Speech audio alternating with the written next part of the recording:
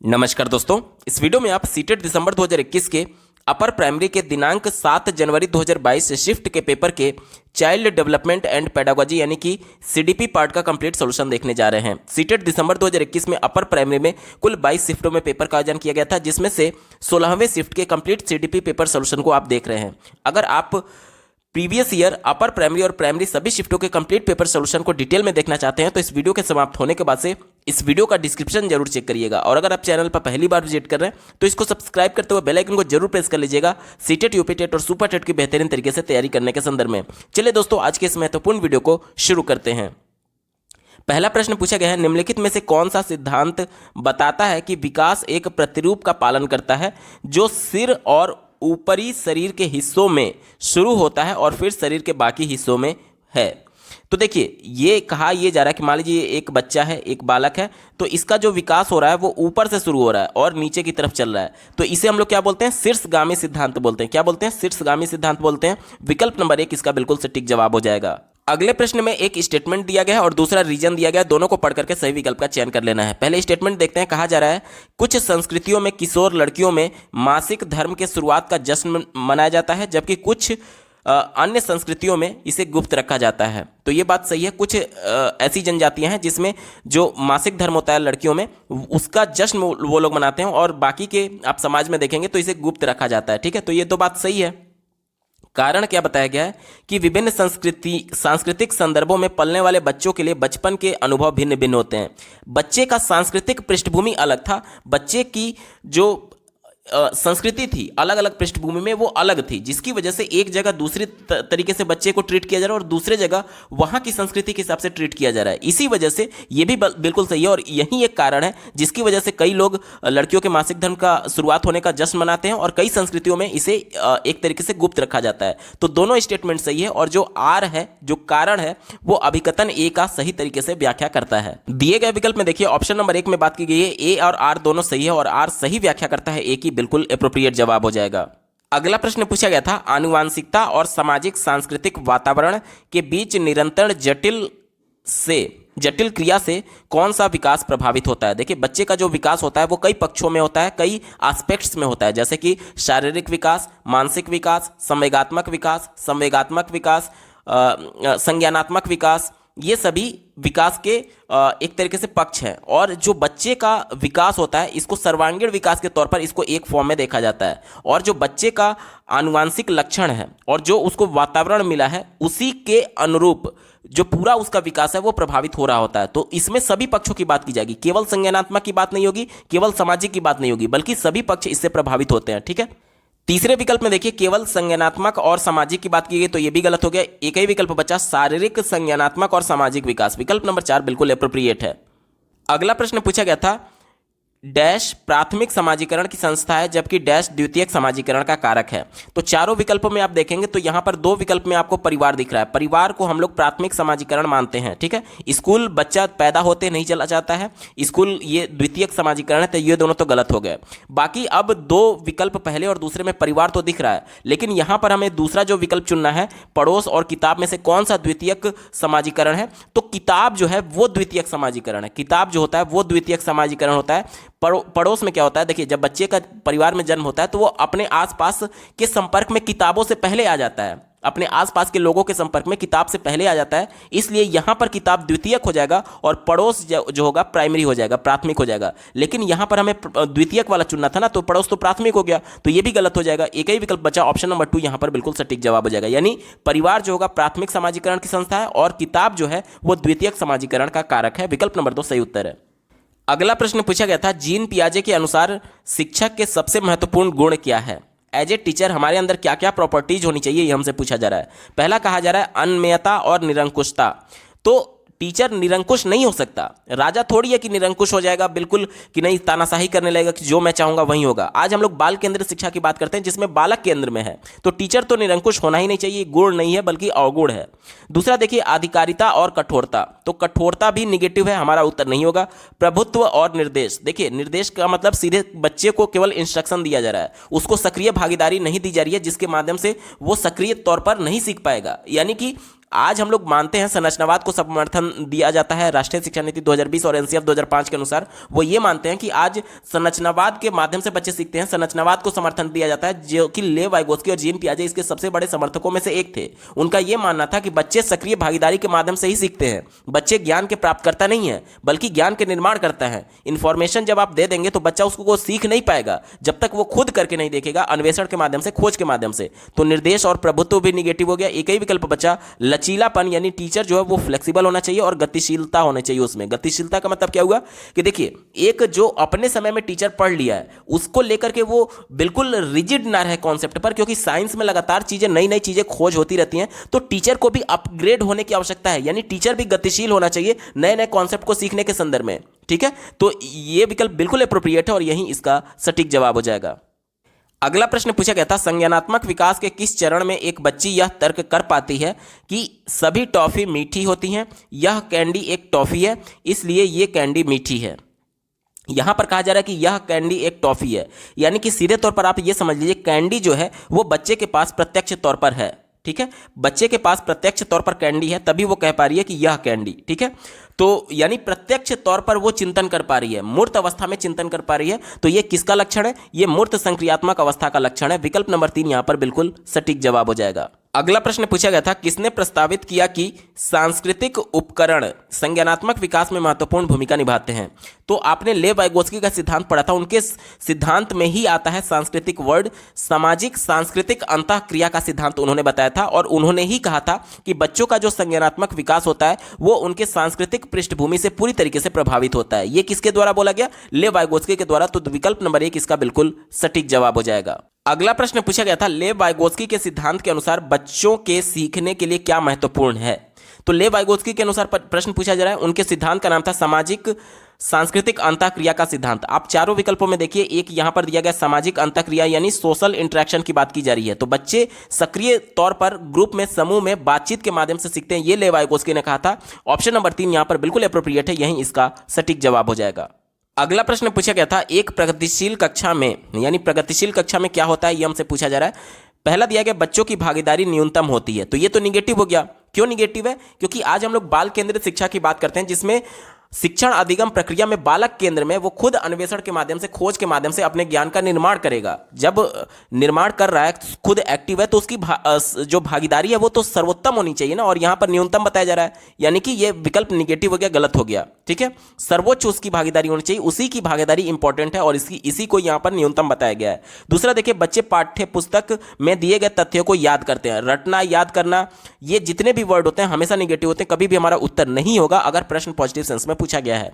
चौथा देखिए, बच्चों का मूल्यांकन पेपर पेंसिल टेस्ट के जरिए ही किया जाता है। देखिए, मैं बार बार कहता हूं, केवल एकमात्र, एक ही, पूर्ण रूप से, संपूर्ण रूप से ही, ये जितने भी वर्ड होते हैं पूरे विकल्प को संकुचित कर देते हैं, निगेटिव कर देते हैं, कभी भी हमारा उत्तर नहीं होगा। आपका ही यहां पर वर्ड दिख रहा होगा। वैसे भी मैं थोड़ा सा एक्सप्लेन करता हूं। देखिए, कहा जा रहा है कि बच्चों का जो मूल्यांकन है केवल पेपर पेंसिल के माध्यम से ही किया जाता है, तो ये निगेटिव इसलिए है क्योंकि देखिए, आज हम लोग समावेशी कक्षा की बात करते हैं, जिसमें दृष्टिबाधित बालक भी है, श्रवण बाधित बालक भी है। प्रत्येक की रिक्वायरमेंट अलग है। अगर आप पेपर पेंसिल पर परीक्षा लेंगे, मूल्यांकन करेंगे, तो जो दृष्टिबाधित बालक है वो कंफर्टेबल नहीं है उसमें, और अगर मौखिक तरीके से परीक्षा लेंगे तो उसमें जो श्रवण बाधित है वो आपके प्रश्नों को सुनकर के उत्तर नहीं दे सकता। यानी कि कहीं ना कहीं बच्चों की जरूरतों को ध्यान में रखते हुए मूल्यांकन का चयन करना चाहिए कि किस तरीके से बच्चे का मूल्यांकन करना है, क्योंकि पेपर पेंसिल का ही एक माध्यम नहीं हो सकता जिससे सभी अभ्यर्थियों के मूल्यांकन किए जा सके, क्योंकि दृष्टिबाधित बालक इसमें कंफर्टेबल नहीं होगा। तो यह विकल्प निगेटिव हो गया। एक ही विकल्प बचा, बच्चे व्यक्तिगत और समूह दोनों में काम करते हैं। यह विकल्प बिल्कुल एप्रोप्रिएट है, यही बिल्कुल सटीक जवाब हो जाएगा। अगले प्रश्न में एक स्टेटमेंट दिया गया है और एक रीजन दिया गया है और दोनों को पढ़ करके सही विकल्प का चयन कर लेना है। कहा जा रहा है कि गैर अनुरूपतावादी जेंडर भूमिकाओं में पुरुषों और महिलाओं का चित्रण बच्चों को भूमिका लचीलेपन के लिए प्रोत्साहित करेगा। गैर अनुरूपतावादी का मतलब क्या हो गया कि देखिए, हमारे समाज में, समाज के द्वारा हमारे ऊपर एक जेंडर रूढ़िवादी विचार थोपा गया है कि लड़कियां हैं तो वो घर का ही चूल्हा चौका संभाल लेंगी और लड़के हैं तो बाहर जाकर के घर के लिए आजीविका का साधन जुटाएंगे। जबकि अगर बच्चे को हम इसके उलट समाज से ही उदाहरण प्रस्तुत करें कि देखिए, आज के समाज में कितनी महिलाएं आईएएस आईपीएस ऑफिसर चुनी गई हैं और अब देश की सेवा कर रही हैं। इसके अलावा विभिन्न बैंकों में महिलाएं सर्विस दे रही हैं, विभिन्न आर्मी सेना में महिलाएं जा रही हैं। तो इसके माध्यम से कहीं ना कहीं बच्चों का जो रूढ़िवादी विचार था, जो समाज ने उनके ऊपर जबरदस्ती थोपा हुआ है, उसको थोड़ा सा चुनौती मिलेगा और इसकी वजह से वो लचीले उनका जो रूढ़िबद्ध विचार था उसमें लचीलापन आएगा। तो ये बात तो बिल्कुल पॉजिटिव है, हमारा उत्तर होगा पॉजिटिव है।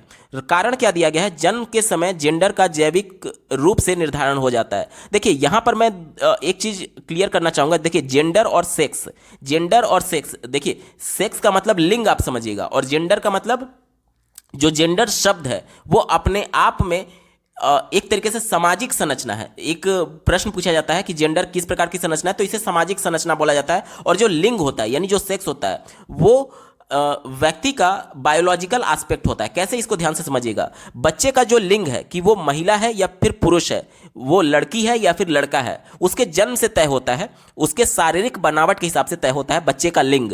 लेकिन जो जेंडर होता है वो समाज लिंग के आधार पर हमारे ऊपर अपने रूढ़िबद्ध विचार जो थोपा हुआ है कि लड़की है तो इसको साइंस साइड नहीं लेना है, आर्ट साइड से पढ़ाई करना है, लड़का है तो इसको साइंस साइड से लेना है और उसे बाहर जाकर के आजीविका जुटानी है। ये सभी चीज़ें ये समाज ने हमारे ऊपर थोपी है। तो जो जेंडर होता है वो जन्म से नहीं तय होता है, वो समाज के द्वारा जो रूढ़िबद्ध विचार है उससे तय होता है कि लड़की है तो क्या करेगी और लड़का है तो क्या करेगा। ठीक है, जो जैविक रूप में निर्धारित होता है ये जो कहा जा रहा है ये लिंग होता है। अगर यहां पर जेंडर की जगह लिंग दिया गया रहता तो वो जैविक रूप से निर्धारित होता है। जैविक रूप से मतलब कि जब बच्चे का जब जन्म हुआ तो उससे उसका जेंडर निर्धारित हो गया, ये नहीं होता है। उससे उसका लिंग निर्धारित हुआ कि ये लड़की है या लड़का है। अब जेंडर रूढ़िवादी जो विचार है जो समाज ने हमारे ऊपर थोपे हैं, वो जो विचार है वो समाज के द्वारा दिया गया है, ना कि जैविक रूप से होता है। कोई भगवान थोड़ी तय कर दिया कि लड़की है तो घर का ही चूल्हा चौका संभालेगी। भगवान थोड़ी तय कर दिया कि लड़का है तो वो केवल बाहर आजीविका ही जुटाएगा, खाना बनाने का काम नहीं करेगा। आज आप देखते होंगे कि विभिन्न रियलिटी शो में आप लोग देखते होंगे कि कितने बड़े बड़े शेफ अपना करियर बना चुके हैं खाना पकाने के क्षेत्र में। तो ये चीजें समाज के द्वारा हमारे ऊपर थोपी गई थी कि लड़की है तो यही काम करेगी और लड़का है तो यही काम करेगा। और जेंडर कैसी संरचना, सामाजिक संरचना है, तो ये समाज के द्वारा थोपा गया है, ना कि जन्म से ये तय होता है। ठीक है, तो जेंडर जन्म से नहीं तय होता है और जो लिंग होता है वो जन्म से तय होता है। तो ऑप्शन नंबर आर जो है यानी दूसरा जो है रीजन है वो यहां पर गलत हो जाएगा, यानी स्टेटमेंट ए करेक्ट है और आर गलत है। विकल्प नंबर 3 इसका बिल्कुल एप्रोप्रिएट जवाब हो जाएगा। अगला प्रश्न पूछा गया था, निम्नलिखित में से अपने अंतर्निहित सिद्धांतों के साथ कोहलबर्ग की अवस्थाओं का सही सुमेलित युग्म कौन सा है। यानी कि कोहलबर्ग के सिद्धांत के अनुसार जो उन्होंने विभिन्न चरण में बच्चों के नैतिक विकास का स्तर बताया था, उसके हिसाब से कौन सा सही से मेल है वो हमसे पूछा जा रहा है। चौथे विकल्प से शुरुआत करते हैं। दिया गया है सामाजिक व्यवस्था बनाए रखना अभिविन्यास, और इसके साथ दिया गया है विवेक के स्व चुने नैतिक सिद्धांत। यानी कि यहाँ पर ये वो वाला चरण है जिसमें ये माना जाता है कि जो समाज ने हमारे लिए कानून बना दिया है उसे बदला नहीं जा सकता है, सबको उसको फॉलो करना ही होगा। तो इसमें अपने विवेक के अनुसार हम अपने सिद्धांत को नहीं चुनते हैं, बल्कि समाज ने जो सिद्धांत बना दिया उसी को फॉलो करते हैं। ये सही से सुमेलित नहीं है, हमारा उत्तर नहीं होगा। तीसरा देखिए, कानून और व्यवस्था अभिविन्यास। कानून और व्यवस्था अभिविन्यास, इसमें क्या होता था, इसमें यह माना जाता था कि जैसे देखिए अच्छा लड़का और अच्छा लड़की वाले में जो दूसरा उपचरण होता था उसमें यह होता था कि हम दूसरों की कॉपी करने के लिए थोड़ी जन्म लिए हैं, हम कानून के अंतर्गत अपनी पहचान खुद बनाएंगे। यानी कि इसमें क्या होता था कि हम बिना किसी का अनुकरण किए हुए अपने बल पर अपनी पहचान बनाएंगे। यहां पर एहसानों का समान आदान प्रदान नहीं होता है, ये निगेटिव मेल है, गलत मेल है।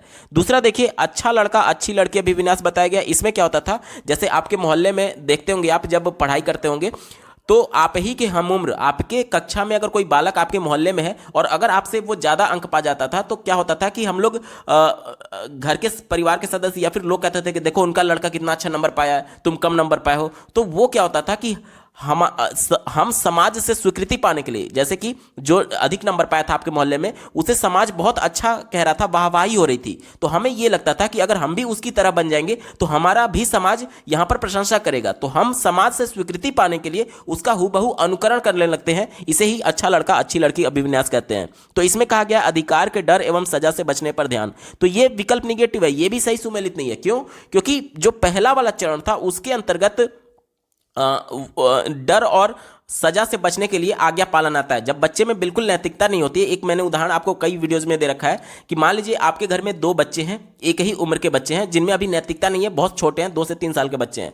दोनों बच्चों के लिए आप टॉफी लेकर के आते हैं, कुल 10 टॉफी लेकर के आते हैं, और आप सोचते हैं कि एक ही बच्चे को दे दिया जाए और उससे बोल दूंगा कि आधी टॉफी अपने भाई को दे दो, तो वो नहीं देगा। उसे ये लगता है कि सारी टॉफी उसी के लिए है। लेकिन जैसे ही उस बच्चे को यह एहसास होगा कि अब मेरी पिटाई हो सकती है, बार बार कहने के बावजूद भी अगर नहीं दे रहा था, और अब अगर आप उसको कुछ जोर से डांटेंगे या फिर पीटने का कुछ इशारा करेंगे, तो जब उसे एहसास होने लगेगा कि अब मेरी पिटाई हो सकती है, तो उस सजा से, उस डर से, उस सजा से बचने के लिए वो कुछ टॉफी निकाल करके अपने भाई को देगा। यानी कि ये कौन सा अभिविन्यास है? ये पहले चरण में आता है। ठीक है, ये अच्छा लड़का अच्छी लड़की वाले में नहीं है, यानी ये भी सही से सुमेलित नहीं है। एक ही विकल्प बचा, ऑप्शन नंबर 1 देखिए, सामाजिक अनुबंध अभिविन्यास। सामाजिक अनुबंध अभिविन्यास, इसमें क्या होता था?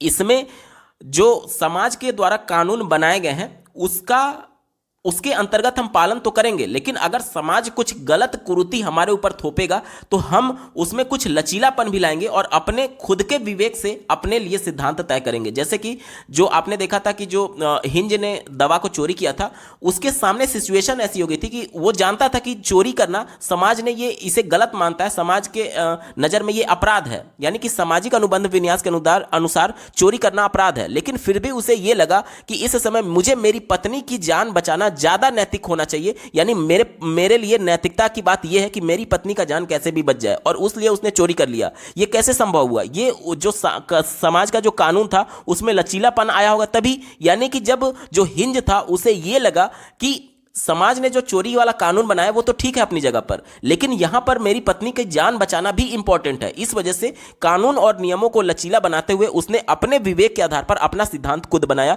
ये किस में होता है? ये सामाजिक अनुबंध अभिविन्यास में होता है। ये विकल्प बिल्कुल सही सुमेलित है। विकल्प नंबर 1 इसका बिल्कुल एप्रोप्रिएट जवाब हो जाएगा। अगला प्रश्न पूछा गया था, हार्वर्ड गार्डनर के बहुबुद्धि सिद्धांत के अनुसार बुद्धि क्या है? तो हार्वर्ड गार्डनर ने बुद्धि के कई प्रकार बताए हैं, और उन्होंने ये बताया है कि प्रत्येक व्यक्ति जिस कार्य में ज्यादा रुचि लेता है और जिस कार्य को बार बार करता है उसमें उसी प्रकार की बुद्धि हावी हो जाती है, या फिर उसी प्रकार की बुद्धि में ज्यादा विकास देखने को मिलता है। यानी कि जो बुद्धियों के प्रकार बताए थे वो सभी व्यक्ति में उनका समूह पाया जाता है, और जिस पर ज्यादा व्यक्ति काम करेगा वो वाली बुद्धि एक्टिवेट हो जाती है, उस सेंस में उन्होंने कहा था। ऑप्शन नंबर 1 में देखिए इसी की बात की गई है, क्षमताओं का एक समूह यानी जो बुद्धियों के प्रकार हैं उसकी बात की जा रही है। ठीक है, जो किसी व्यक्ति को सीखने की ओर अग्रसर करता है। विकल्प नंबर 1 बिल्कुल एप्रोप्रिएट है, यही इसका सटीक जवाब हो जाएगा। अगला प्रश्न पूछा गया था, राष्ट्रीय शिक्षा नीति 2020 निम्नलिखित में से किसकी वकालत की गई है? पहला दिया गया शिक्षार्थियों का समग्र विकास। आपने देखा होगा कि राष्ट्रीय शिक्षा नीति 2020 में 360 डिग्री असेसमेंट की बात की गई है, यानी कि ये बच्चों के सभी तरीके के विकासों की बात करता है, यानी कि सर्वांगीण विकास की बात करता है। तो ये बात तो बिल्कुल पॉजिटिव है, हमारा उत्तर होगा। अनुभवात्मक शिक्षा, यानी कि बालक केंद्र में है और बालक खुद करके सीखेगा अपने अन्वेषण के माध्यम से, खोज के माध्यम से। जब बालक खुद कर रहा है तो जाहिर सी बात है उसको कुछ ना कुछ अनुभव प्राप्त होगा, और उस अनुभव को आधार बनाते हुए बालक को आगे की शिक्षा दी जाती है। जैसे कि बच्चा जो कुछ भी अपने परिवेश में देख रहा है वो उसका अनुभव हो गया, अब उस अनुभव को आधार बनाते हुए, उस पूर्व ज्ञान को आधार बनाते हुए उसको आगे की शिक्षा दी जाती है। तो ये अनुभवात्मक शिक्षा होता है, जो कि बिल्कुल सही है। तीसरा दिया गया पाठ्यक्रम सामग्री में कटौती। देखिए, राष्ट्रीय शिक्षा नीति 2020 ये कहता है कि बच्चों में व्यर्थ की जो चीजें उनके पाठ्यक्रम में उसको हटा दिया जाए और बालक पर अतिरिक्त बोझ ना डाला जाए, इसी को बोला गया है पाठ्यक्रम सामग्री में कटौती। तो ये भी बिल्कुल सही हो जाएगा। बहुभाषावाद, ये एनसीएफ 2005 से ही चला आ रहा है, जो कि राष्ट्रीय शिक्षा नीति 2020 भी इसको समर्थन देता है। बहुभाषावाद क्या होता है? बहुभाषावाद ये कहता है कि प्रत्येक बच्चे अपने विद्यालयी शिक्षा अपनी मातृभाषा से शुरू करेंगे और धीरे धीरे विद्यालय की औपचारिक भाषा और अन्य भाषाओं को सीखेंगे। विकल्प नंबर 4 भी बिल्कुल सही जवाब हो जाएगा, यानी चारों विकल्प इसके सही हैं। चलिए ऑप्शंस में चलते हैं। दिए गए विकल्प में देखिए ऑप्शन नंबर 3 में बात की गई है 1, 2, 3, 4 इसका बिल्कुल एप्रोप्रिएट जवाब हो जाएगा। अगला प्रश्न पूछा गया था, विश्लेषण को बढ़ावा देने वाले प्रश्न का उदाहरण कौन सा है? विश्लेषण किसमें करना पड़ेगा? जिसमें बच्चे को क्रिटिकली थिंक करना पड़े, समालोचनात्मक विचार करना पड़े, उसमें ही तो विश्लेषण बच्चा कर रहा होगा। यानी कि वो वाला विकल्प हमारा सही होगा जो कि खुले सिरे वाला प्रश्न है। खुले सिरे वाला प्रश्न कैसे होता है? ध्यान से समझिएगा, 2 प्रकार के प्रश्न होते हैं, एक बंद सिरे वाला, एक खुले सिरे वाला। अगर मैं आपसे एक प्रश्न पूछूं कि भारत को आजादी कब मिली थी, किस सन में मिली थी, तो प्रत्येक बच्चे का उत्तर एक ही आएगा, क्योंकि इसका एक ही उत्तर संभव है कि भारत को इस वर्ष आजादी मिली थी। ये कंफर्म है कि उसी वर्ष आजादी मिली थी, यानी प्रत्येक बच्चे का उत्तर वही होगा। कक्षा में अगर 50 बच्चे हैं तो 50 बच्चों का उत्तर सेम ही आएगा। लेकिन अगर मैं ये पूछूं कि भारत में जो गरीबी है उसको दूर करने के क्या क्या उपाय हो सकते हैं, तो प्रत्येक बच्चे की उत्तर अलग अलग आने की संभावना है। क्यों? क्योंकि प्रत्येक बच्चा इसका उत्तर अलग अलग सोच रहा होगा अपने मौलिक विचारों के माध्यम से। यानी वो वाला प्रश्न जिसमें एक ही प्रश्न के अलग अलग उत्तर आने की संभावना है, बच्चों के व्यक्तिगत स्तर पर सोच की वजह से, मौलिक विचार की वजह से, तो उसे हम लोग खुले सिरे वाला प्रश्न कहते हैं। और एक ऐसा प्रश्न जिसका एक ही उत्तर केवल संभव ही है, उसे हम लोग बंद सिरे वाला प्रश्न कहते हैं। विश्लेषण कब बच्चा करेगा? जब अपना खुद से क्रिटिकल थिंकिंग करेगा, यानी बच्चा अपना मौलिक विचार लगाएगा। और मौलिक विचार किस में होता है? वो खुले सिरे वाले प्रश्न में होता है। तो जो विकल्प खुले सिरे वाले प्रश्न की बात करेगा वही हमारा उत्तर होगा। चौथे विकल्प से शुरुआत करते हैं। कहा जा रहा है कि जीन पियाजे द्वारा प्रतिपादित संज्ञानात्मक विकास के चरणों का नाम लिखिए। तो इनका चरण फिक्स है, यानी प्रत्येक बच्चे का उत्तर एक ही आएगा। तो ये तो बंद सिरे वाला प्रश्न हो गया। लेव वाइगोत्स्की का जन्म कब हुआ था? तो पर्टिकुलर किसी वर्ष में हुआ ही होगा, यानी कि इसका भी उत्तर सभी बच्चे एक ही दे रहे होंगे, यानी ये भी बंद सिरे वाला प्रश्न है। क्योंकि कोई भी अपना मौलिक विचार इसमें लगा ही नहीं सकता ना। जब उनका जन्म हुआ था पर्टिकुलर किसी एक वर्ष में ही हुआ होगा ना, इसमें मौलिक अपना कोई विचार तो लगा ही नहीं सकता।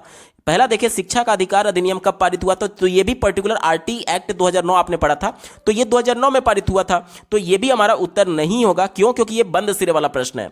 एक ही विकल्प बचा, विज्ञापन देख करके आप महिलाओं और पुरुषों के मीडिया में चित्रण के बारे में क्या वर्गीकरण कर सकते हैं? अब प्रत्येक बच्चा अपने विचार के अनुसार इस प्रश्न का उत्तर दे सकता है, अपने मौलिक विचारों के अनुसार इसका उत्तर दे सकता है। यानी बच्चे को क्रिटिकली थिंक करना पड़ेगा, विश्लेषण करना पड़ेगा। अब यहां पर ये खुले सिरे वाला प्रश्न है। ऑप्शन नंबर 2 यहां पर बिल्कुल एप्रोप्रिएट जवाब हो जाएगा। अगला प्रश्न पूछा गया था, सीखने के लिए आकलन में क्या शामिल है? सीखने के लिए आकलन होता क्या है, पहले इसको समझ लेते हैं। तो देखिए, जब बच्चा कक्षा में कोई कॉन्सेप्ट पढ़ा या फिर कोई चैप्टर पढ़ाया गया, तो उस चैप्टर या फिर उस कॉन्सेप्ट में आ रही समस्याओं को जानने के लिए जो मूल्यांकन किया जाएगा उसे हम लोग सतत मूल्यांकन बोलते हैं, सतत और व्यापक मूल्यांकन के तौर पर। यानी एक सत्र के बीच में कॉन्सेप्ट या फिर चैप्टर पढ़ाने के बाद से जब बच्चे का मूल्यांकन किया जाता है कि कहीं पर उसको दिक्कत तो नहीं है, तो उसे जानने के लिए जो आकलन होता है उसे सीखने के लिए आकलन कहते हैं। यानी कि बच्चा अभी कॉन्सेप्ट पूरी तरीके से सीखा नहीं है, उस सीखने के लिए ही आकलन किया जा रहा है। और एक होता है सीखने का आकलन, यानी कि बच्चा सब कुछ सीख चुका है, अब उसका केवल फाइनल परीक्षा होना बाकी है, जिसे हम लोग सत्र के अंत की जो योगात्मक परीक्षा बोलते हैं। योगात्मक परीक्षा क्या होता है? जो कि आपका सत्र के अंत में फाइनल परीक्षा होता है, उसे योगात्मक परीक्षा बोलते हैं। और जो सीखने के लिए आकलन होता है वो आपका रचनात्मक आकलन हो रहा होता है या फिर रचनात्मक परीक्षा होता है। इसी को ध्यान में रखकर के उत्तर ढूंढेंगे। पहला दिया गया है, सीखने सिखाने से पहले, सीखने के दौरान व बाद में मूल्यांकन। तो देखिए, सीखने के लिए आकलन क्या है? पहले बच्चा कितना जानता था, पहले उसके पूर्व ज्ञान का हम लोग पता लगाते हैं, यानी सीखने सिखाने से पहले आकलन हो गया। उसके बाद से कॉन्सेप्ट पढ़ा रहे हैं तो उस कॉन्सेप्ट के बीच में भी कई बार हम लोग उसका आकलन कर रहे होते हैं कि क्या आपको कॉन्सेप्ट समझ में आया। इस प्रकार की चीजें बार बार करते हैं, तो ये सीखने के दौरान भी आकलन होगा। और सीखने के बाद मूल्यांकन का मतलब क्या हुआ कि एक चैप्टर पूरा पढ़ा लिया तो एक यूनिट टेस्ट कक्षा में होता रहता था, तो यूनिट टेस्ट को ही सीखने के बाद का मूल्यांकन कहते हैं। और यह भी कहीं ना कहीं सीखने के लिए आकलन का एक पार्ट माना जाएगा। तो यह भी हमारा उत्तर होगा, यानी पहला तो पॉजिटिव हो गया, हमारा उत्तर हो सकता है। दूसरा देखिए, कहा जा रहा है स्व मूल्यांकन। सीखने के लिए आकलन में स्व मूल्यांकन भी इसमें शामिल है। कैसे? ध्यान से समझिएगा। एक कॉन्सेप्ट बच्चे को बताया गया, अब उस कॉन्सेप्ट के आधार पर पहले दिन बच्चे को लगा कि मैं कॉन्सेप्ट समझ चुका हूं। दूसरे दिन जब कक्षा में उस पर चर्चा हो रही थी तो बच्चे को थोड़ा सा डाउट हुआ, मिसकॉन्सेप्शन उसके मन में क्रिएट हो चुका, भ्रांति क्रिएट हो चुका। तो अब बच्चा खुद से ये मूल्यांकन कर पा रहा है कि कल मुझे कॉन्सेप्ट समझ में आ गया था लेकिन आज कुछ मिसकॉन्सेप्शन है, यानी कि अभी तक मुझे सही से कॉन्सेप्ट समझ में नहीं आया है। यानी कि ये कहीं ना कहीं सतत और व्यापक मूल्यांकन का पार्ट है, जिसमें बच्चा भी खुद से अपना मूल्यांकन कर सकता है, यानी सीखने के लिए मूल्यांकन में यह भी शामिल होगा। तीसरा देखिए, औपचारिक और अनौपचारिक पद्धतियों का प्रयोग। बिल्कुल सही बात है। देखिए, सीखने के लिए मूल्यांकन में बच्चे का यूनिट टेस्ट पेपर पेंसिल के माध्यम से भी लिया जा सकता है, जो कि आपकी औपचारिक पद्धति होगी। और बच्चा कुछ गतिविधि कर रहा है, कोई प्रयोग कर रहा है, तो उस समय हम लोग ऑब्जर्व करके या फिर किसी भी माध्यम से जो पेपर पेंसिल पद्धति नहीं है उसके माध्यम से बच्चों का एक तरीके से सीखने का आकलन कर सकते हैं। तो ये अनौपचारिक पद्धति होगी, यानी कि ये औपचारिक और अनौपचारिक दोनों को शामिल करता है। तो ये भी बात बिल्कुल पॉजिटिव है। चौथा दिया गया है, विद्यार्थियों व शैक्षणिक प्रक्रिया पर प्रतिक्रिया। यानी कि एज ए टीचर वहां पर जो विद्यार्थी हैं उनको टीचर के द्वारा फीडबैक दिया जाएगा। यही तो बोला जा रहा है कि विद्यार्थियों पर प्रतिक्रिया, यानी कि विद्यार्थी कैसे सीख रहे हैं उन पर एक फीडबैक के तौर पर टीचर कुछ ना कुछ कमेंट करेंगे। और साथ ही साथ शैक्षणिक प्रक्रिया, यानी कि अब जो यहां पर मूल्यांकन किया गया सत्र के बीच में, इसके माध्यम से टीचर खुद भी जान सकता है कि अगर कक्षा में 50 बच्चे और 40 बच्चे कॉन्सेप्ट को नहीं समझ पा रहे हैं, यानी अच्छा परफॉर्म नहीं कर पा रहे हैं, तो उस दौरान जो उनकी शैक्षणिक विधि जो उन्होंने अपनाई थी वो सही नहीं थी, तभी मेजॉरिटी ऑफ कैंडिडेट को प्रश्न समझ में नहीं आ रहा है। यानी कि ये कहीं ना कहीं शैक्षणिक प्रक्रिया पर भी प्रतिक्रिया करने के लिए प्रेरित करता है, यानी कि ये भी हमारा बिल्कुल सटीक जवाब हो जाएगा। यानी चारों विकल्प इसके पॉजिटिव हैं और चारों विकल्प सीखने के लिए आकलन में शामिल होते हैं। तो क्या चारों विकल्प इसको सही माना जाएगा? नहीं।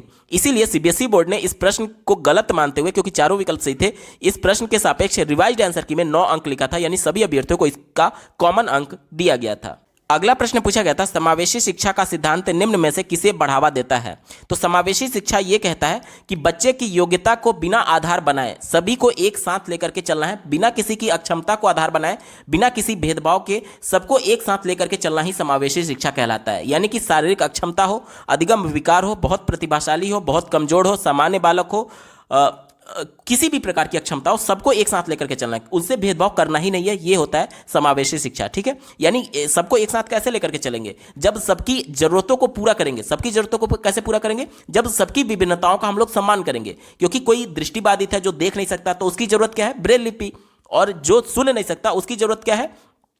और जो सुन नहीं सकता उसके लिए विजुअल क्लिप्स की जरूरत है। और जो मुख बधिर है उसके लिए जरूरत क्या है? उसके लिए जरूरत है साइन लैंग्वेज। यानी सबकी जरूरतों को जब हम लोग ध्यान में रखेंगे तभी तो वो सबको साथ लेकर के चल पाएंगे। यानी सबकी जरूरतों का, सबकी विभिन्नताओं का सम्मान करना ही समावेशी शिक्षा यानी कि इस सबसे ज्यादा उसको बढ़ावा देगा, सबको सम्मान की नजर से देखना। ठीक है, पहले विकल्प से शुरुआत करते हैं। कहा जा रहा है कि विद्यार्थियों में अभाव देखने का दृष्टिकोण, तो ये तो गलत हो गया, क्योंकि बच्चे में कुछ ना कुछ अभाव होगा। प्रत्येक बच्चा एक दूसरे से इंडिविजुअल डिफरेंसेज रखता है। किसी में कोई नेत्र का अभाव है, किसी में कोई श्रवण का अभाव है, किसी में बोलने का अभाव है, नहीं बोल सकता, किसी में डिस्कैलकुलिया है, वो गणितीय संक्रिया नहीं कर सकता, किसी में पठन वैफल्य है। तो सभी बच्चे में तो अभाव कुछ ना कुछ है ही। कोई एक बच्चा परफेक्ट थोड़ी हो सकता है। तो आप उसकी जो कमियां हैं उसको हाईलाइट नहीं कर रहे हैं, उसको हाईलाइट नहीं कर सकते।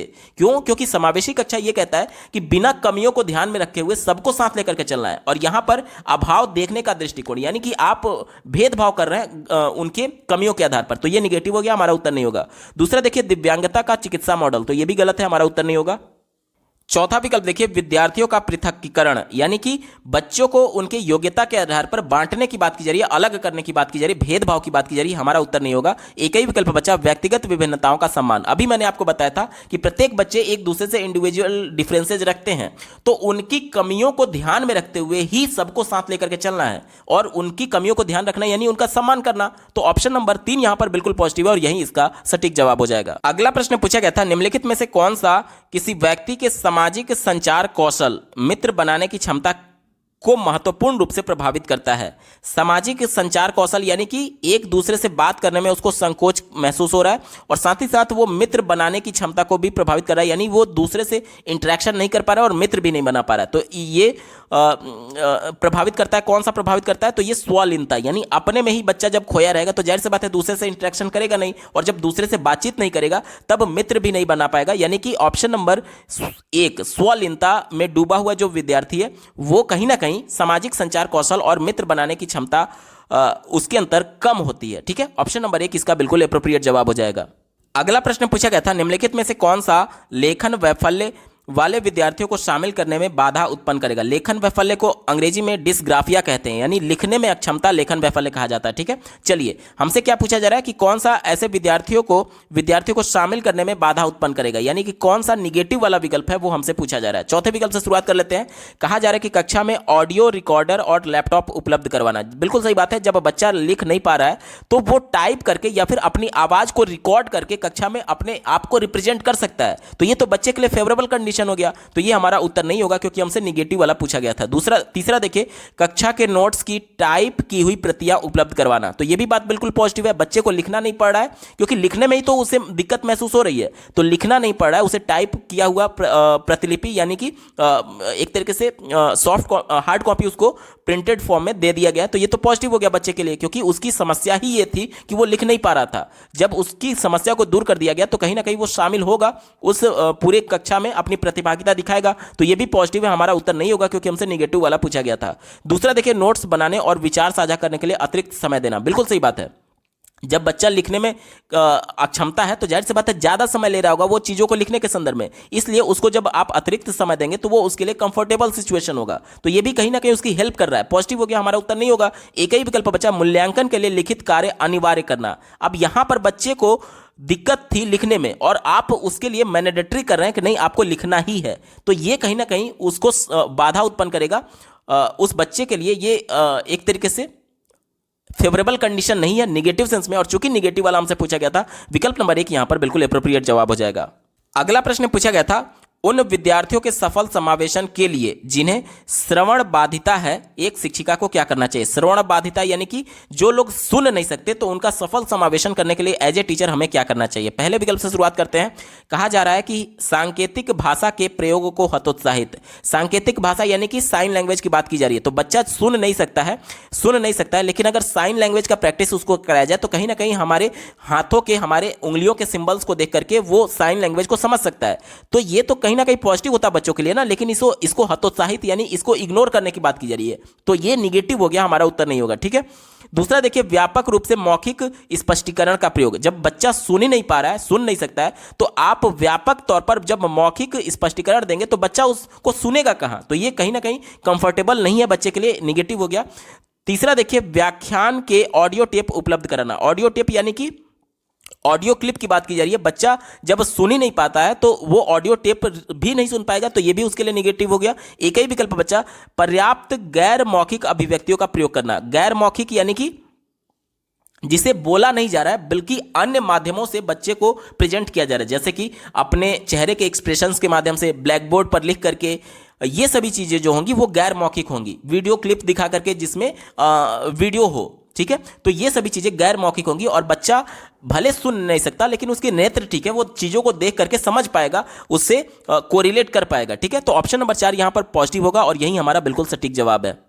अगला प्रश्न पूछा गया था, निम्नलिखित में से कौन सा विकल्प दी गई विशिष्ट अधिगम वरीयता वाले विद्यार्थियों के समावेशन हेतु यथोचित संयोजन रणनीति का सही युग्म है, यानी कि कौन सा सही से सुमेलित है, यह हमसे पूछा जा रहा है। ठीक है, चलिए, पहला दिया गया श्रवणात्मक लिखित कार्य के आधार पर मूल्यांकन। दूसरा दिया गया दृश्यात्मक मुख्य रूप से व्याख्यान के माध्यम से वितरित विषय वस्तु। तीसरा दिया गया गति संवेदी निष्क्रिय सुनने की अपेक्षा करें, और चौथा दिया गया है स्पर्शनीय यानी अधिगम के लिए हाथों द्वारा करके अनुभव, यानी कि जब बच्चा वो छू करके महसूस कर सकता है तो कहीं ना कहीं वो हाथों द्वारा छू करके उसको महसूस कर पाएगा। यही सही से सुमेलित है। विकल्प नंबर 4 यहां पर बिल्कुल पॉजिटिव हो जाएगा।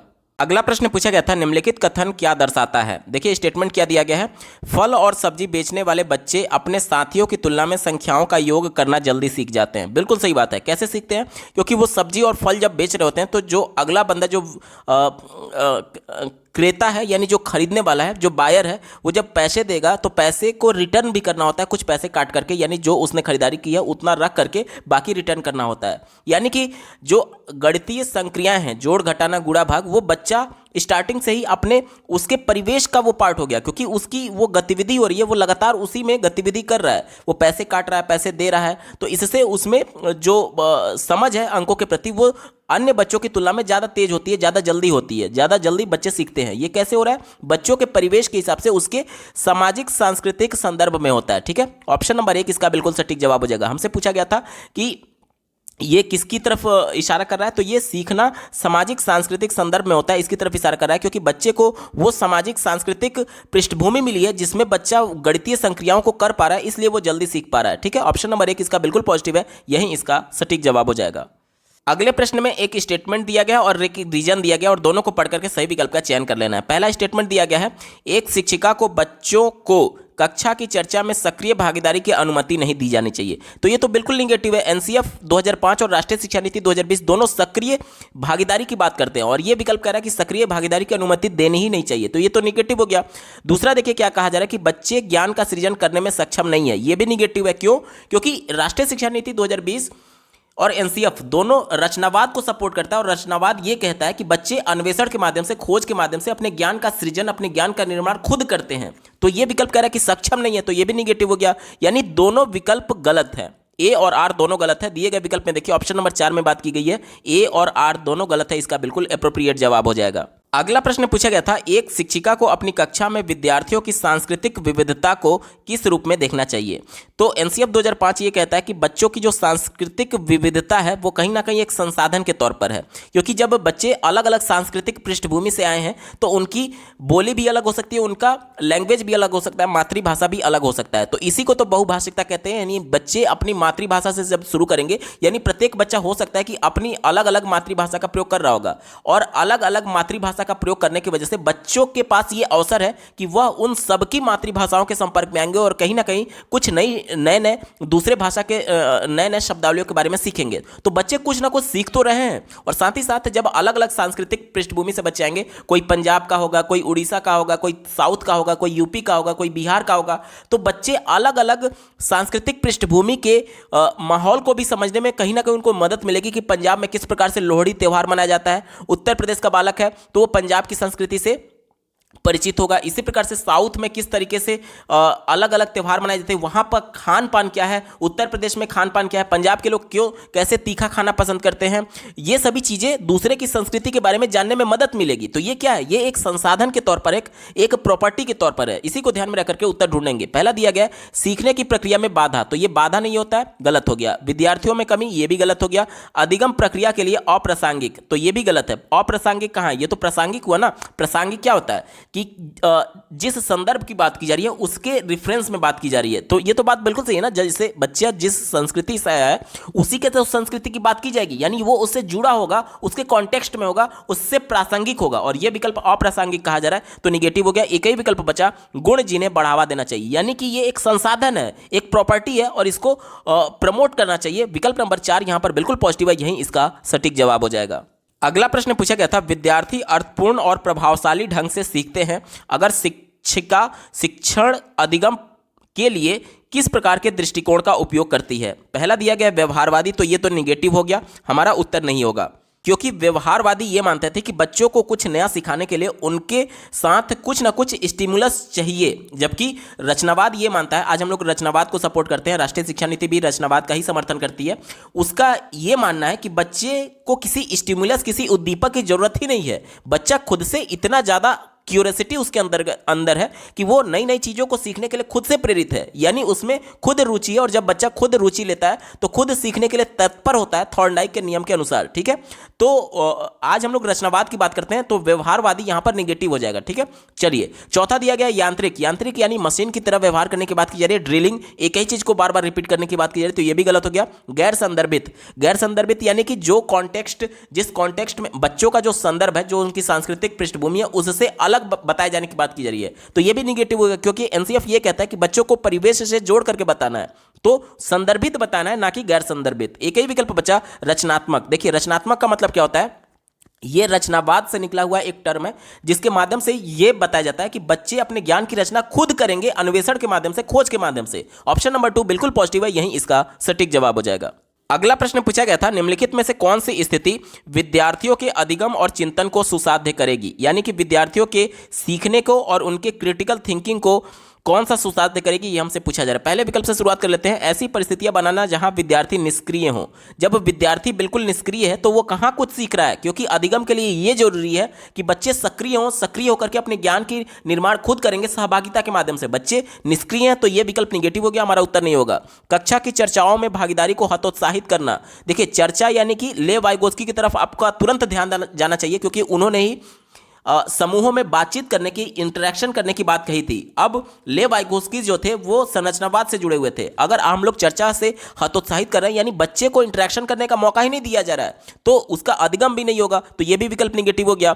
तीसरा देखिए, विद्यार्थियों को अपने स्वयं के सीखने पर नियंत्रण रखने के लिए प्रतिबंधित करना। अब बच्चों को कंट्रोल में रखा जा रहा है, तो बच्चे स्वतंत्र वातावरण में सीखते हैं, ना कि कंट्रोल्ड इन्वायरमेंट में, तो यह भी विकल्प निगेटिव हो गया, हमारा उत्तर नहीं होगा।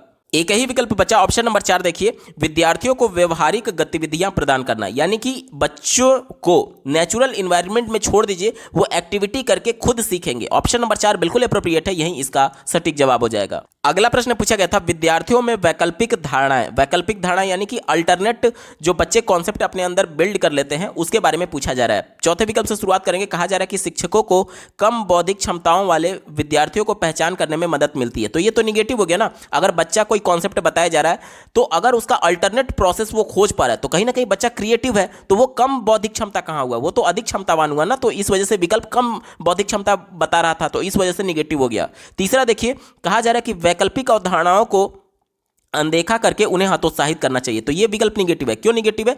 जब आप इस बच्चे के इस प्रॉपर्टी को इग्नोर करेंगे तो कहीं ना कहीं बच्चा क्रिएटिव नहीं बनेगा, क्योंकि आप बच्चे को जितना ज्यादा मौका देंगे कि आप इसका अल्टरनेट प्रोसेस निकालिए, बच्चा क्रिटिकली सोच पा रहा होगा कि किस तरीके से इस प्रश्न को दूसरे तरीके से सॉल्व कर सकते हैं। और जब आप इसको हतोत्साहित करेंगे, यानी बच्चे को अल्टरनेट प्रोसेस सोचने का मौका ही नहीं दे रहे हैं, तो बच्चा बिल्कुल डम बन जाएगा, वो एक ही विधि से रटे रटाए तरीके से प्रश्नों को सॉल्व कर रहा होगा। तो यहां पर बच्चे की क्रिएटिविटी खत्म हो जाएगी, इस वजह से निगेटिव हो गया, हमारा उत्तर नहीं होगा। पहला देखिए, उन्हें सामाजिक सांस्कृतिक अनुभवों से बिल्कुल संबंधित नहीं है, तो यह भी निगेटिव है, क्योंकि बच्चे अपने अनुभव को आधार बना करके ही सीखते हैं, अपने सांस्कृतिक और सामाजिक पृष्ठभूमि के आधार पर। ठीक है, ऑप्शन नंबर 1 भी निगेटिव हो गया। एक ही विकल्प बच्चा दिखाती है कि, यानी कि उनका जो वैकल्पिक अवधारणा है वो ये दिखाती है कि विद्यार्थियों में अर्थ बनाने की जन्मजात क्षमता होती है। बिल्कुल सही बात है, यानी बच्चे के अंदर वो जन्मजात प्रॉपर्टी है कि वो कोई कॉन्सेप्ट सीख रहा है तो अपना खुद का भी दिमाग लगा करके क्रिटिकली थिंकिंग करके समालोचनात्मक चिंतन करके उसका अर्थ समझ सकता है, उसका अर्थ बना सकता है, उसका कोई नया प्रोसेस निकाल सकता है। विकल्प नंबर 2 बिल्कुल पॉजिटिव है, यही इसका सटीक जवाब हो जाएगा।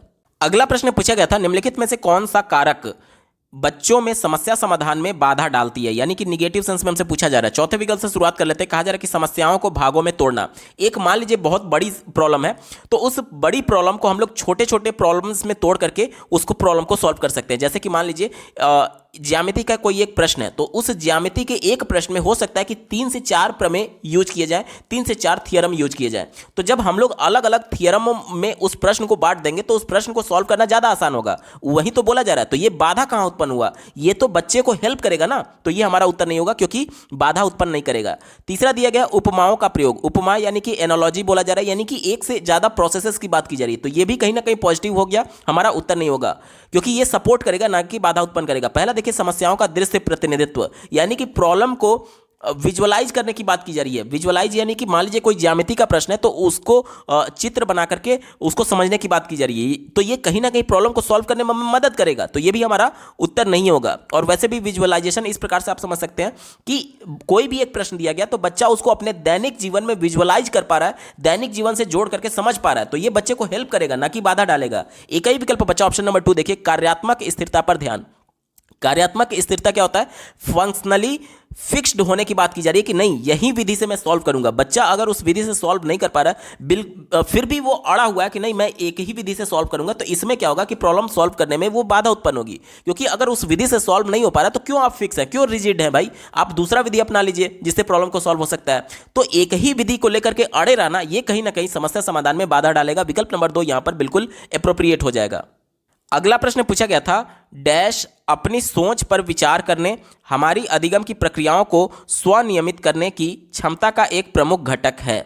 यानी कि वो कौन सा ऐसा प्रॉपर्टी है जो कि बच्चों को अपनी खुद के अपने खुद के विचार पर थिंकिंग करने का मौका देता है, साथ ही साथ एक तरीके से अपने अधिगम की प्रक्रियाओं को खुद कंट्रोल करने की क्षमता प्रदान करता है। तो इसे हम लोग मेटाकॉग्निशन बोलते हैं और इसी को हिंदी में अधिसंज्ञान बोला जाता है। विकल्प नंबर 4 यहां पर बिल्कुल एप्रोप्रिएट होगा। अगला प्रश्न पूछा गया था, निम्नलिखित में से कौन सी रणनीति बच्चों को सार्थक रूप से सीखने के लिए प्रेरित करने में सहायक नहीं होगी? यानी कि कौन सा एक ऐसा विकल्प है जो कि बच्चों को सार्थक तरीके से सीखने में सहायक नहीं है, यानी बाधा उत्पन्न करेगी, वही वाला विकल्प हमारा सही हो जाएगा। पहला दिया गया है, निपुणता उन्मुख लक्ष्यों को प्रोत्साहित करना। निपुणता उन्मुख क्या होता है कि जैसे आपने निपुण भारत मिशन सुना होगा, जिसके अंतर्गत बच्चों में जो बेसिक लिटरेसी है उसको इंट्रोड्यूस करने की बात की जाती है, यानी बच्चा कम से कम इतना सक्षम हो जाए कि वो पढ़ लिख सके और बेसिक जो न्यूमेरिकल एबिलिटी होती है वो बच्चे के अंदर आ जाए। तो ये कहीं ना कहीं उसको सार्थक रूप से सीखने में मदद करेगा, सहायक होगा। तो ये हमारा उत्तर नहीं होगा, क्योंकि ये पॉजिटिव सेंस में था और प्रश्न हमसे नेगेटिव सेंस में पूछा गया है। दूसरा देखिए, सहयोगी शिक्षण लोकाचार बनाना। सहयोगी शिक्षण यानी कि एक दूसरे का सहयोग करते हुए सीखने की बात की जा रही है। तो लेव वाइगोत्स्की के सिद्धांत के अनुसार उन्होंने समूह में सीखने की बात की थी और समूह में बच्चे एक दूसरे का सहयोग करके ही सीखते हैं। ठीक है, तो ये भी कहीं ना कहीं पॉजिटिव हो गया, हमारा उत्तर नहीं होगा। तीसरा देखिए, सकारात्मक विद्यार्थी संबंध, शिक्षक संबंधों को बढ़ावा देना, यानी टीचर और जो बच्चे हैं उनके बीच में जो संबंध है वो कहीं ना कहीं सकारात्मक है, पॉजिटिव है। क्योंकि पहले जिस प्रकार से हमारे समाज में टीचर और बच्चों का रिलेशन था कि बच्चे बिल्कुल डरे रहते थे, उस प्रकार का आज माहौल नहीं है। आज टीचर और बच्चे जो है वो उनके बीच एक पॉजिटिव रिलेशनशिप है, एक दोस्त वाला रिश्ता है, तभी बच्चा आपसे डरेगा नहीं और चीज़ों को सीखने में उसको मदद मिलेगी। तो ये कहीं ना कहीं पॉजिटिव हो गया, हमारा उत्तर नहीं होगा। ठीक है, एक ही विकल्प बचा, विद्यार्थियों में क्षमता को स्थायिक देखने के लिए प्रोत्साहित करना। स्थायिक यानी कि बिल्कुल स्थित रुका हुआ, स्थिर समझ लीजिए आप, स्थिर समझ लीजिए। तो कहा जा रहा है कि बच्चों की जो क्षमता होती है वो स्थिर होती है और इसको समझने के लिए एज ए टीचर को प्रोत्साहित करना चाहिए। तो ये विकल्प निगेटिव हो गया। क्यों निगेटिव हो गया? क्योंकि इससे बच्चे सार्थक तौर पर नहीं सीख पाएंगे, क्योंकि आप उनको ये मान रहे हैं कि बच्चे में क्षमता नहीं है, वो बिल्कुल उनकी जो एबिलिटी है वो स्थिर है, एक ही जगह पर रुकी हुई है। तो ये निगेटिव सेंस में, चूंकि हमसे निगेटिव वाला ही पूछा गया था, विकल्प नंबर 4 यहां पर बिल्कुल एप्रोप्रिएट जवाब हो जाएगा। अगला प्रश्न पूछा गया था, परीक्षा की चिंता और असफलता का डर ये क्या करेगा? देखिए, चिंता और डर दोनों बच्चे का इमोशन है, और कैसा इमोशन है? निगेटिव इमोशन है। देखिए, बच्चे का जो इमोशन होता है यानी जो संवेग होता है वो बच्चे के संज्ञान को यानी उसकी समझ को पूरी तरीके से प्रभावित करता है। अब अगर पॉजिटिव इमोशन है तो पॉजिटिव इंपैक्ट डालेगा, और अगर निगेटिव इमोशन है तो निगेटिव इंपैक्ट डालेगा। ठीक है, यानी चिंता और डर जो है वो कहीं ना कहीं उसके संज्ञान को निगेटिव तौर पर, नकारात्मक तौर पर प्रभावित करेगा। इसी को ध्यान में रखकर के उत्तर ढूंढेंगे। पहला दिया गया, सीखने पर कोई प्रभाव नहीं डालते हैं, तो ये तो बिल्कुल निगेटिव है, हमारा उत्तर नहीं होगा। दूसरा विकल्प दिया गया है, प्रभावी सीखने को सुसाधित करते हैं। प्रभावी सीखना है यानी पॉजिटिव तरीके से इंपैक्ट करने की बात की जा रही है, तो ये निगेटिव हो गया, हमारा उत्तर नहीं होगा। चौथा विकल्प दिया गया है, विद्यार्थियों को सीखने के लिए आंतरिक रूप से अभिप्रेरित करेगा। आंतरिक रूप से अभिप्रेरित यानी कि इंटरनली मोटिवेट करेगा, ये कहा जा रहा है। तो जब उसका इमोशन ही निगेटिव है तो इसको इंटरनली कहां मोटिवेट करेगा? ये भी विकल्प निगेटिव हो गया, हमारा उत्तर नहीं होगा। एक ही विकल्प बचा, सीखने को नकारात्मक प्रभाव डालते हैं। बिल्कुल सही बात है, सीखने पर नकारात्मक यानी निगेटिव तौर पर वो उसको प्रभावित करेगा। विकल्प नंबर 3 यहां पर बिल्कुल एप्रोप्रिएट है, यही इसका सटीक जवाब हो जाएगा। दोस्तों, ये पेपर पूरा सॉल्व हो चुका है। आपको ये वीडियो कैसा लगा कमेंट के माध्यम से जरूर बताइएगा, क्योंकि आपका एक कमेंट मुझे मोटिवेट करेगा ऐसे ही महत्वपूर्ण वीडियो लाने के संदर्भ में। अगर आप सीटेट अपर प्राइमरी और प्राइमरी सभी शिफ्टों के कंप्लीट पेपर सॉल्यूशन के अलावा सीटेट में पूछे जाने वाले सभी सब्जेक्ट्स के कंप्लीट पेडागोजी को डिटेल में देखना चाहते हैं तो इस वीडियो के समाप्त होने के बाद से इस वीडियो का डिस्क्रिप्शन जरूर चेक करिएगा। और अगर आप चैनल पर पहली बार विजिट कर रहे हैं तो इसको सब्सक्राइब करते हुए बेल आइकन को जरूर प्रेस कर लीजिएगा, सीटेट, यूपीटेट और सुपर टेट की बेहतरीन तरीके से तैयारी करने के संदर्भ में। इस वीडियो को देखने के लिए आपका बहुत बहुत धन्यवाद। भगवान करे आपका दिन शुभ हो।